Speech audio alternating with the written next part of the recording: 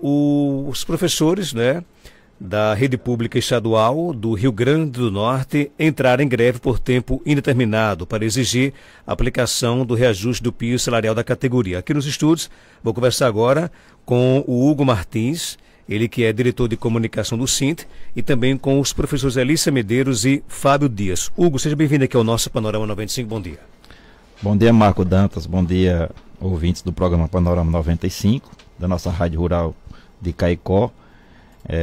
Estamos aí, né, Marco, mais uma vez, iniciando o ano letivo de 2025, assim como aconteceu o ano passado. E com greve, né? Com greve, né? Greve geral que foi deflagrada no último dia 25, né, em Natal, e que no dia seguinte tivemos uma assembleia aqui em Caicó, né, uma assembleia no dia 26, e essa assembleia ela ratificou a decisão de Natal, ou seja, pela deflagração da greve por tempo indeterminado, né? Na verdade, estamos aí, né, na luta pelo pagamento, né, do nosso direito, né, o piso salarial, né, que esse ano teve um ajuste de 6,25%, né, e o governo do estado não está honrando com esse compromisso, né, alegando lá uma ação ação direta de inconstitucionalidade do Ministério Público, né. Então, assim, a gente acha um equívoco, né, por parte do governo, né, porque isso fere tanto a lei do piso salarial, não entendo como o Ministério Público, né, que representa o cumprimento da lei, da constitucionalidade, ele passa por cima de duas leis importantes, né, que é a lei do piso, né, salarial, que é a lei 11.738 de 2008, né, e a lei também, que é uma lei estadual, que é a lei complementar 322 de 2006, né, que estabelece a nossa carreira, né. Então, ou seja, na medida em que o governo propõe, né, que o pagamento do piso só deve ser em conformidade com o que o Ministério Público está orientando apenas nas pessoas que não recebem o piso salarial, significa dizer que está sendo rasgado o nosso plano de carreira e salário, né, que é uma lei, né, que foi criada aqui no nosso estado, aprovada por todos os deputados, né, e que está aí, né. Então, a continuar da maneira como está, né, a gente, ao longo de alguns anos, o piso deixa de ser piso, né, e ele passa a ser teto, né. Então a gente tem denunciado isso aí. Por quê? Porque vai acontecendo que o piso vai sempre tendo os reajustes anuais, né, e a grande maioria, já visto que se aplicar apenas naqueles que estão entrando na carreira como o governo propõe, né, como o governo quer, vai beneficiar apenas um pequeno número de pessoas que estão entrando agora, que estão ganhando menos do piso salarial. Ou seja, no universo aí de 30 mil professores, ou um pouco mais de 30 mil, né, não é isso? A gente, apenas cerca de 2 mil é que vão ser beneficiados com o piso. E ao longo do tempo, né, isso vai acabando com a carreira dos trabalhadores em educação. Professor Fábio, seja bem-vindo aqui ao nosso Panorama 95. A gente está num governo aí popular, de origem popular, que tem aí à frente uma professora, né? Como é que a categoria se sente? Traído por tudo isso? Queria que a sua opinião. Bom dia, professor.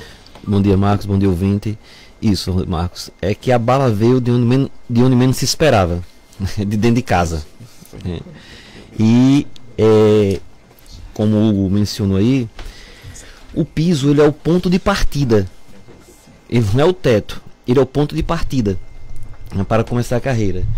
E isso é preocupante porque o último estudo da Unicef, um estudo do INEP, daqui a 20 anos vai ter escassez de professor.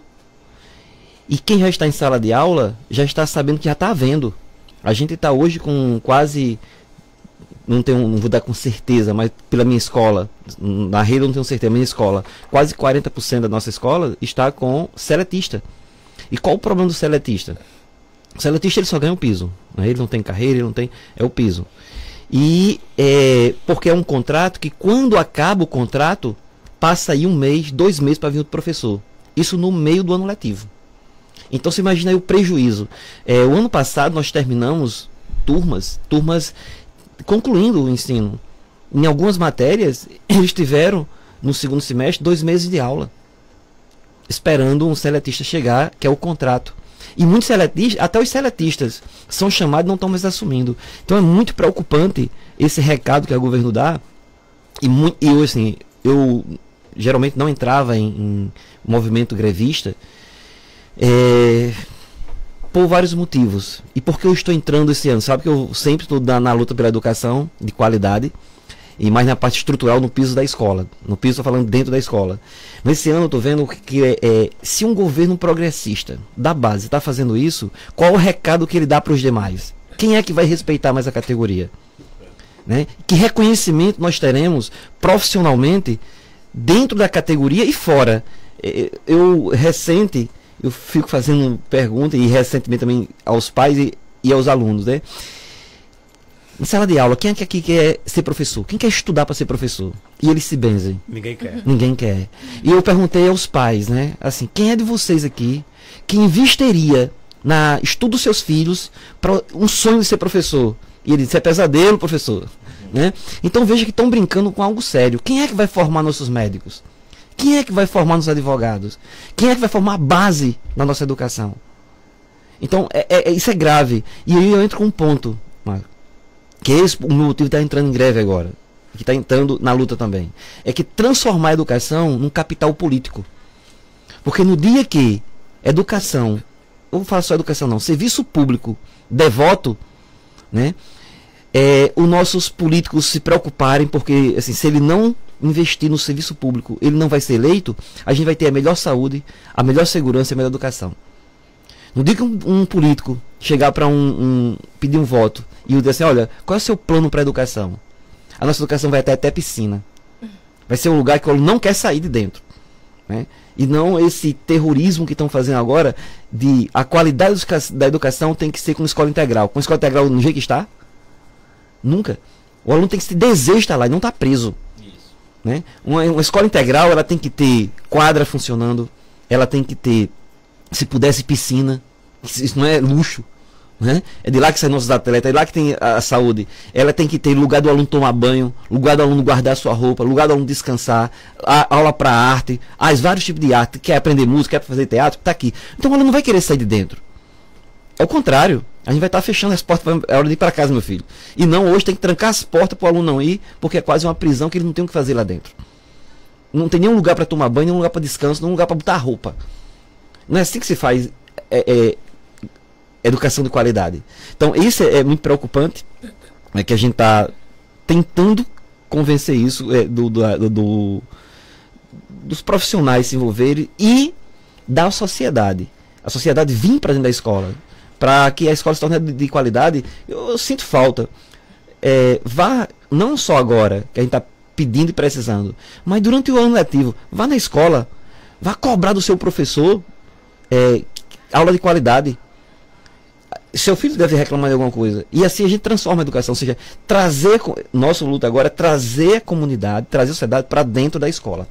E assim a gente vai transformar ela num capital político, em que o político vai dizer, olha, tem gente lá dentro, tem gente pedindo, e modificar essa situação, essa realidade que a gente está vivendo hoje. Ouvi agora a professora Alícia Medeiros, seja bem-vinda aqui, Alícia, ao nosso programa, né? Como é que vocês se sentem? Tem que todos os anos fazer greve para poder realmente ter aí um direito tão básico que é a questão do piso. Bom dia, professora. Bom dia, obrigado pelo convite, né, Marcos, para falar dessa pauta que a gente tanto precisa, praticamente todos os anos, o que é preocupante, principalmente no governo em que se diz progressista, né? Porque, no entanto, tem agido de uma maneira totalmente fora da ideologia política que pregou durante a campanha, né? Então, assim, não é só como o Fábio bem colocou, não é só uma questão de piso, né? O piso foi aí o estopim, né? A gente tem uma luta muito maior dentro da educação, e aí eu falo pela escola que represento hoje, que é a ECAM, né, que está com as portas fechadas, interditada, já entrando para o 2º ano, como o Aladim também já passou por isso, né, e eu acho interessante que o Ministério Público, quando convocado, ele não tem o que fazer em relação a dar celeridade a esse processo de reforma e tudo mais, né, mas quando se trata de massacrar a categoria, ele tem tudo a dizer, né, e nada a nos dar. Então, mais uma vez, causa um sentimento de revolta, Até porque tudo fica muito claro para a gente que existe aí um processo de orquestração entre Ministério Público e governo. O governo acionou o Ministério Público de forma muito conveniente, né, para fazer vários ataques contra a educação. Porque se a gente for historicizar aqui, a gente tem vários ataques contra o nosso setor, né? Desde a questão do piso, agora, mas a questão do concurso, como o Fábio também já colocou, nós temos hoje em toda a escola um número muito grande de professores temporários, né?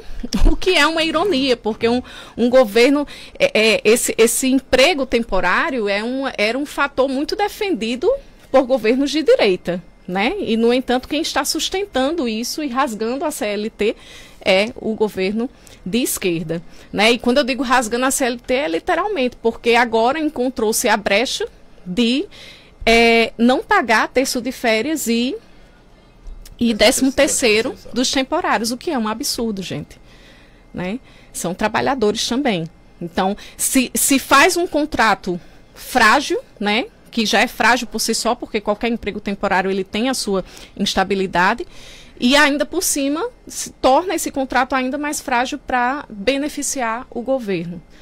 E a questão dos temporários ainda é também uma estratégia para nos enfraquecer enquanto categoria, uma vez que eles não estão respaldados aí, né, através do SINT, enfim, o plano de carreira mesmo que nós efetivos temos. Agora, a principal pauta do movimento de vocês, no caso, é a questão do piso salarial? Digamos que o carro-chefe, sim, nesse momento, é o piso salarial, mas existe uma pauta maior também, né? Claro que infelizmente, a gente acaba tendo que flexibilizar muito, né, quando se trata das negociações do piso. Isso acaba sendo realmente o fator mais tratado. E aí a gente acaba negociando especificamente em cima disso. Mas a gente aproveita o movimento grevista para falar da educação como um todo e para mostrar para a sociedade que nós temos sim uma defesa que não é só em relação ao nosso bolso, né, em relação ao nosso setor de trabalho. É defender, né, o nosso ambiente de trabalho, que a gente tenha estrutura para trabalhar e para dar também para os nossos alunos, né, uma educação de qualidade. Porque é importante falar também que hoje o setor público, né, ele tem professores altamente qualificados, né? São professores que têm direito a esse plano de carreira porque se prepararam a nível de mestrado, de doutorado, né, de especializações. E perder isso é dizer para o seu aluno que não vale a pena encarecer sua mão de obra. Como é que eu chego na sala de aula e digo para o meu aluno que encareça a sua mão de obra, imponha o seu preço através da educação, se eu não luto pelo valor que eu tenho dentro do meu ambiente de trabalho, né? No caso, aqui em Caicó, vocês vão fazer movimentações? Como é que vai ser essa questão da greve? Sim, nós estamos elaborando uma pauta de reivindicações. Já começamos. Hoje mesmo já está tendo uma barricada lá na Etija. E, Marcos, junto, você perguntou qual era a pauta como um todo, né? A gente está colocando junto no pacote da pauta a questão da reforma das escolas. O SINT está com uma proposta, hoje mesmo já começou a visitar as escolas, não só as de Caicó, mas as escolas do interior, vendo a adesão para fazer até uma estatística e convencendo algum colega que esteja ainda não entendendo a complexidade, né, a tomar um posicionamento com a compreensão, né, até porque foi muito rápido, tivemos o carnaval aí, não deu para fazer essa conscientização dos reais agravamentos, né, do plano de carreira e do piso que a gente está sofrendo aqui.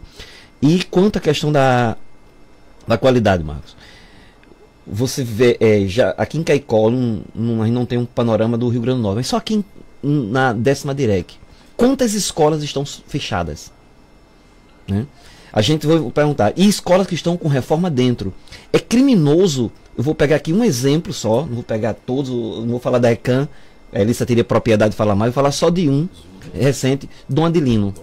Dom Adelino, no ano passado, são 7 salas de aulas fundamental, uma zona extremamente de vulnerabilidade social. O ano passado, eles fizeram a reforma com os alunos dentro da escola. E uma reforma para tartaruga. Está lá no mesmo jeito, né? Bem devagarzinho. Em que 3 turmas tinham aula e 4 ficavam em casa. Amanhã, aquelas 3 que assistiram ficavam em casa e vinha mais 3. E tinha turma que assistia só 1 dia ou 2 dias na semana, que tinha aula na semana. E isso terminou o ano assim. Isso é um crime. Isso é crime. E aí a gente fica perguntando, cadê o Ministério Público? Porque na hora que o professor fizer isso, ele vai ser processado. Ele vai responder, ele tem que... Ele está usurpando o direito do aluno de ter aula. E que qualidade é essa educação que a gente fica perguntando? A governadora que prometeu, o foco era a educação, que qualidade é essa? Que a gente não está vendo. Aí fala assim, estamos reformando as escolas. O que estamos reformando é um gerundismo que gera uma lentidão, que vai entrar no 2º ano as escolas tudo fechada. A gente tem escolas aí, os USA está com uma reforma com os alunos dentro. Está tendo aula, tira os alunos, bota para ali. E isso totalmente inviável. Antes a gente tinha esse problema de falta de professor. Agora não é só isso. Agora é totalmente a inviabilidade da estrutura da escola de se realizar a aula. Então isso é revoltante. E isso a gente vai estar trazendo na nossa pauta. A gente está no Aladim, hoje é a escola mais bem equipada em termos de estrutura é o Aladim. Porque em 2016 nós começamos uma luta. E passamos 5 anos lutando para ter a escola que a gente tem hoje. Nós não temos que reclamar de estrutura do Aladim. E temos sim, se for para integral a gente precisa de complementos. Mas a gente está há 5 anos com a quadra interditada. Com coisinhas simples, bestas, sem ter onde fazer educação física. Tão importante, tão desejado, que é um atrativo que faz com que o aluno goste de ir para a escola. E a gente está lá com essa morosidade. Tem hora que é a empresa, tem hora que é a secretaria, tem hora que é a empresa. Quando um falha, o outro está na ativa. Quando o outro está na ativa, o outro falha. E ficou jogando, e até agora a gente está parado. Então, a pauta é um conjunto que vai alavancar assim, externar os problemas que a gente tem na educação do Caicó. E pedimos muito o apoio da comunidade, que se envolva com isso, que é para ela que a gente está lutando, e também nossos deputados. Porque se o Ministério Público está reclamando de uma falha de lei, protestando a lei quem elabora são eles.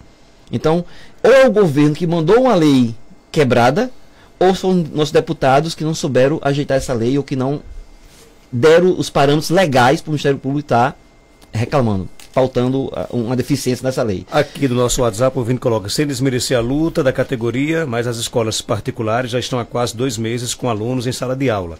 Aí o presidente Lula, ele disse que a educação no Brasil só terá melhora quando a classe média colocar seu filho na escola pública. Vocês concordam com essa opinião ou não? Elisa? Eu tenho um parâmetro para isso aí. Veja, década de 80, vamos pegar aqui por Caicó, e depois a gente expande isso aí. A melhor educação era a escola pública, porém não era universalizado. A Nossa Senhora, a gente olhar, os médicos antigos daqui, todos saíram do SEJA. É do SEJA que eles saíam, da escola pública eles saíam, né? Mas porque não era universalizado, era para poucos. Nós tínhamos até a 4ª série aula para quase todo mundo. Depois dali existia um exame de admissão, que era um vestibular. Poucas vagas, então os alunos, os pais que tinham condições prepararam seus filhos para passar nesse exame, e a maioria das pessoas mais idosas, ela só tem até a 4ª série, porque dali para frente não tinha mais vaga para eles. Quando universalizou, mais por pressão externa, Unicef, Banco Mundial, e aí houve uma universalização. Começou em Fernando Henrique, se concretizou nos demais, escola tem que ser para todo mundo.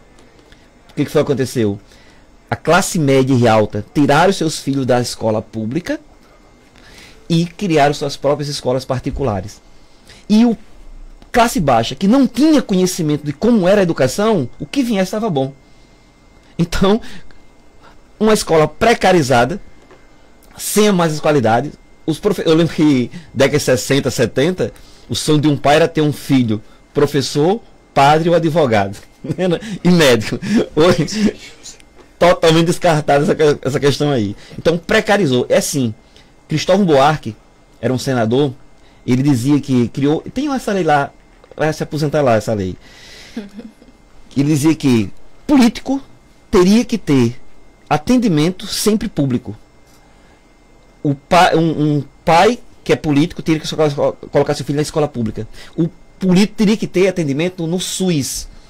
Era segurança pública, era saúde pública, educação pública. Se isso funcionasse, se isso fosse em vigor, realmente a educação seria diferente. Porque a classe média alta, ela sabe cobrar. A baixa, ela por ter pouca instrução, e ser negada esses direitos para ela ter pouca instrução, o que dá, ela agradece. Então eu concordo que sim. Né? A classe média tivesse dentro da escola pública, nós teríamos uma educação diferente. E você, Alissa, o que você fala sobre isso? Não, concordo com o Fábio, né, plenamente. A gente sempre, nós somos um país de segregação, né, isso é fato, não tem como contestar. E quando houve essa universalização, né, aí da escola pública, como bem Fábio colocou, essa segregação ela continuou, porque aí a classe média jamais se permitiria, né, se misturar. Então, e aí óbvio que hoje, por isso que eu digo muito para os meus alunos, por que existe as cotas, né, de escola pública e de escola particular? Porque realmente é injusto. E não é porque o aluno de escola pública é ruim. Nós temos excelentes alunos, temos muitos bons alunos. Eu defendo muito os meus alunos, né? E a capacidade deles e o empenho de muitos. Mas, infelizmente, existe toda uma injustiça, né, política, né, por trás, que massacra a educação pública. E eu não sei se vocês concordam, mas há uma percepção de que, acho até pelo embate político, né, que o nosso Brasil enfrenta, né, nos últimos anos, há muitas pessoas que torcem para que realmente, por exemplo, os professores se prejudiquem, né? Aí vem aquela famosa, faz o L, faz aquelas coisas todas. Isso prejudica o debate também, na sua opinião? Na verdade, a gente sabe que nosso país está vivendo um momento de polarização, né? Uhum. Então, é claro que quem não está no governo vai tentar derrubar, né, aquele governo que ali está, né? Então, assim, Marcos, é necessário também que se reconheça, né, os avanços que foram postos, né, no dia a dia da nossa educação brasileira, né, pelos governos progressistas. Eu acho que a gente não nega que houve avanços significativos, né? Você veja assim, uma escola como, por exemplo, os IERNs, né, no âmbito federal, são escolas que têm assim uma qualidade bem melhor, né? E assim, avanços houve, né? A própria lei que criou o piso salarial foi um avanço nesse sentido aí, né? Infelizmente, né, esse mesmo setor que hoje critica, né, o governo, foi quem orientou os parlamentares no sentido de aos poucos digamos assim, tirando, né, os benefícios dessa importante lei que garante a nós ter, né, um piso salarial aplicado na carreira, né? Então a gente vê que fica esse jogo de acusação entre um e outro, porém é necessário, né, que veja quem realmente está investindo na educação brasileira do nosso país, né? Agora, nós, enquanto professores, né, estamos aqui apenas exigindo, né, que essas leis, esses avanços, né, que foram conquistados, né, às custas de muita luta por parte da classe trabalhadora, né, elas sejam implementadas de fato, né? Nós estamos aí travando nesse momento aqui no Rio Grande do Norte, por exemplo, uma batalha política com o governo, né? E uma batalha jurídica, política não política partidária, estamos falando de política educacional, claro, né? E a nossa luta, como a gente colocou, nosso sindicato, ele não está lutando apenas por nós, né? Que somos sindicalizados e que somos efetivos, né? Nós denunciamos a terceirização, que a gente sabe a origem dessa terceirização, né? A origem foi 16, quando houve aquele golpe no governo federal, do governo Dilma, né? Aquilo ali foi um golpe, né? E que os ataques foram perversos à nossa educação a partir de então, né? Inclusive colocou a terceirização como a única porta de entrada em qualquer serviço público, né, no nosso país, de norte a sul, de ponta a ponta, né? A precarização do trabalho, e a gente, enquanto sindicato, a gente denunciava isso aí, né? Isso aí foi o primeiro golpe, né? Então, assim, a gente está lutando também por eles, né? Eles estão desamparados, não estão associados ao sindicato, porém a gente coloca na nossa pauta de reivindicação, né? O direito ao terço de férias, né? Que não está sendo pago, não está sendo honrado, né? E o direito também ao 13º salário. Faz parte da nossa pauta, nossa luta reivindicatória, inclusive convocamos esses setores também a se unir nessa luta, né? E ao mesmo tempo pedimos também o apoio dos pais, porque a nossa luta não é uma luta apenas dos professores, é uma luta de toda a comunidade escolar. Nós lutamos por uma escola pública de qualidade, como foi colocado aqui pelos companheiros e as companheiras que tá aqui, né? Eles querem para vir sobre isso? Eu queria acrescentar, Marcos, porque essa sua pergunta, ela é muito pertinente, no sentido de que uma coisa que muito atrapalha a nossa luta e a nossa união enquanto categoria é justamente essa separação, né, política que não há. Porque o que nós estamos fazendo, nós não estamos aqui brigando por governo tal, governo... Enfim, nós estamos aqui numa luta de classe. Eu estou aqui usando o meu lugar de fala, com consciência, né, de lugar de pertencimento, né, que é, eu sou professora, antes de mais nada eu sou professora, né, quem perdeu essa identidade foi a governadora, né.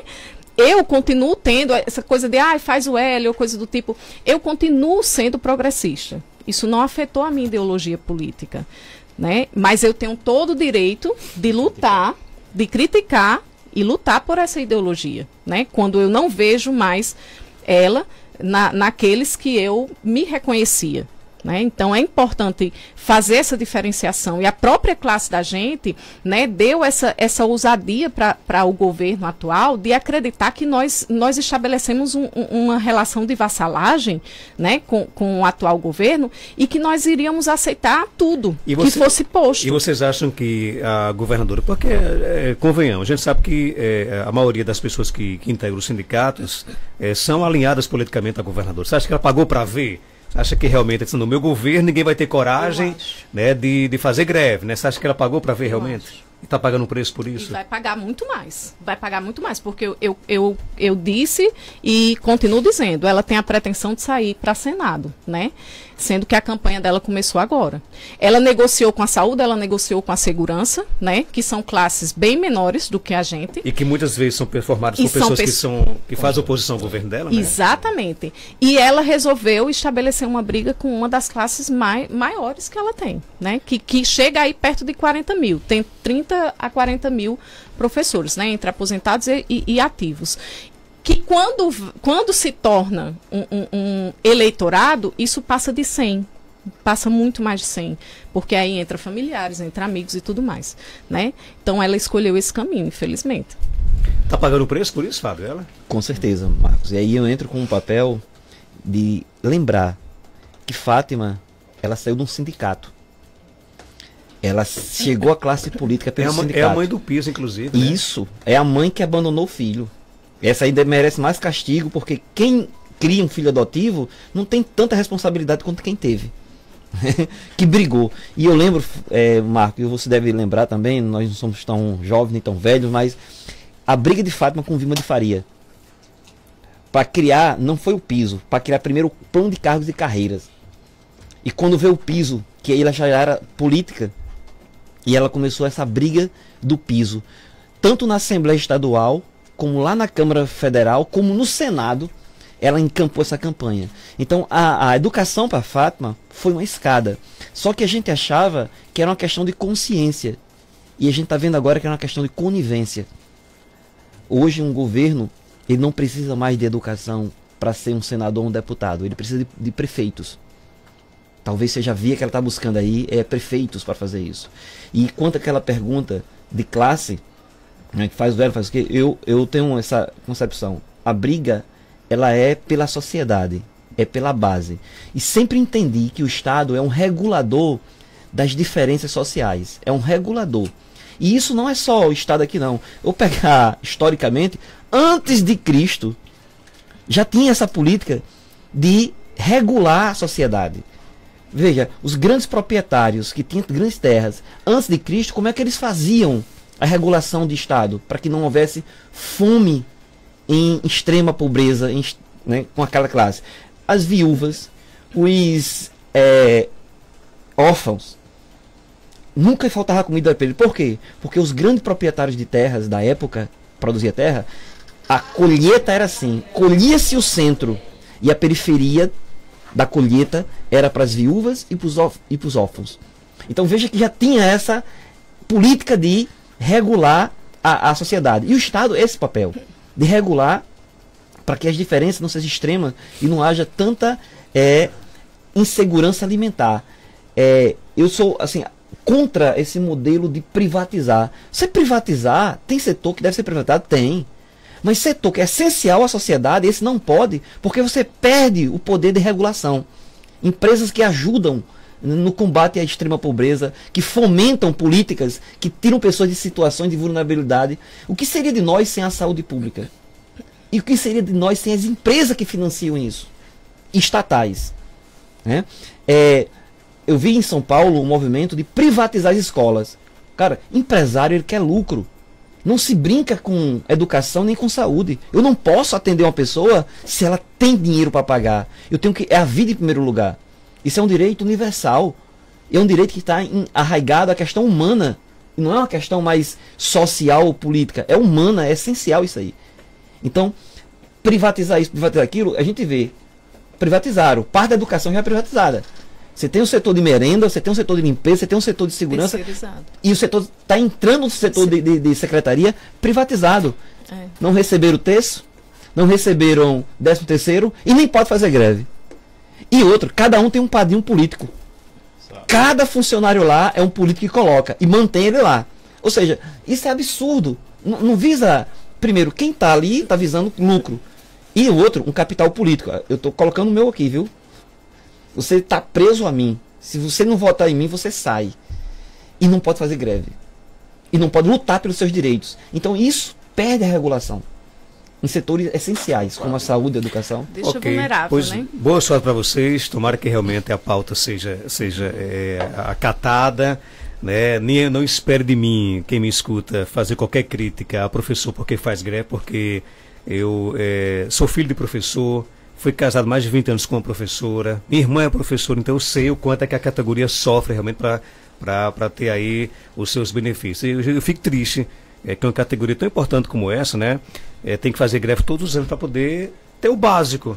Né? Não criar um piso, não foi dito que o piso era importante, porque parece que os nossos legisladores criam leis que eles nem sabem se pode cumprir ou não quando o dia for gestor, né? Mas enfim, a lei foi criada. Então se foi criada tem que ser cumprida, né? Mas boa sorte aí, tomara que vocês consigam realmente aí. Eu sei que greve não é bom para ninguém, né? Para o professor, para o aluno. Desgastando. Né? E vamos acabar com essa ideia de que o professor faz greve porque quer férias. Não é isso não. O professor faz greve porque precisa realmente lutar. Né? E sem luta a gente não consegue nada, não é isso, Elis? Obrigado pela sua participação, viu? A greve, na verdade, é uma forma de mostrar para a sociedade o quão necessários nós somos. E é outro mecanismo, né? Que vocês têm, né? É um mecanismo de luta, né? Felizmente ou infelizmente.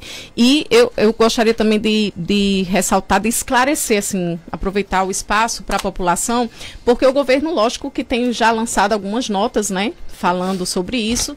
E dizendo que nós, lamento porque nós tivemos um acúmulo aí nesses últimos 6 anos de governo, tivemos um acúmulo de aumento que chega a 98%.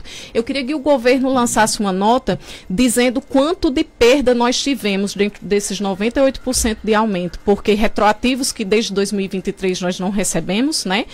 Com a anuência do Ministério Público, que foi mais um ataque, né? As letras que a gente tem que entrar na justiça, então tudo a gente tem que pagar advogado para ter o direito reconhecido. Então, seria importante que o governo também desse esse esclarecimento para a população. O percentual de perdas que o professor tem antes de receber qualquer aumento. Hugo, obrigado pela sua participação. Algo mais a acrescentar para ficar à vontade, Hugo? Não, só dizer, né, pedir aí a adesão, né, assim, de todos os companheiros e companheiras, né, que estão aí no dia a dia em sala de aula, né, um movimento de luta importante, né. Nós estamos lutando pela educação, acima de tudo, pela educação pública de qualidade, né, para todos. Nós estamos lutando pelo direito a ter salário não apenas dos efetivos, como também dos contratados, né, e enfim, pelo uma escola melhor, né? Pela uma educação pública de qualidade. Essa é a nossa grande luta, né? Quando a gente fala que em luta de classe, é porque existe dentro dessa sociedade uma tensão e uma disputa muito grande nesse setor da educação, não é isso? Então é um setor estratégico, não é? Então faz parte, né, das elites querer privatizar esse setor, como a gente colocou aqui, né? E é importante que a gente esteja sempre atento e dispostos a defender a educação pública de qualidade para todos. Aqui no nosso WhatsApp, o nosso ouvinte Juscelino colocou: Marcos, bom dia. Escola pública é uma bênção na vida da maioria da população. Professores são os lutadores nato. Pior quando chega a campanha, a primeira coisa que nossas autoridades prometem é melhorar a educação e saúde. São os setores mais necessitados e, graças a Deus, eu não tenho essa doença de defender A ou B. Defendo sim a população que necessita do ensino, isso sim. Quem manda aqui a mensagem é Jusileide Medeiros. Fábio, algo mais a acrescentar? Pode ficar à vontade. Agradecer, Marcos. Agradecer a rádio abrir esse espaço. Sempre esteve aberto a essa comunicação bem democrática. E pedir, né, a participação da sociedade e pedir também a participação da nossa classe política. A nossa classe política, não só lá em cima, mas aqui a base também. Nossos vereadores, nossos deputados, que eles têm mais propriedade ainda, porque a lei são deles. Eles têm propriedade para isso. E outra que ele representa a gente, né? Muitas vezes a gente não tem a voz que eles têm, porque a gente deu essa voz para eles. E é agora deles falar por nós. É difícil, né? Aparecer, né? É difícil. A gente pede. Hoje a gente pede. Esse é sonho, né? Que eles apareçam, né? 8h44, vamos ficando por aqui.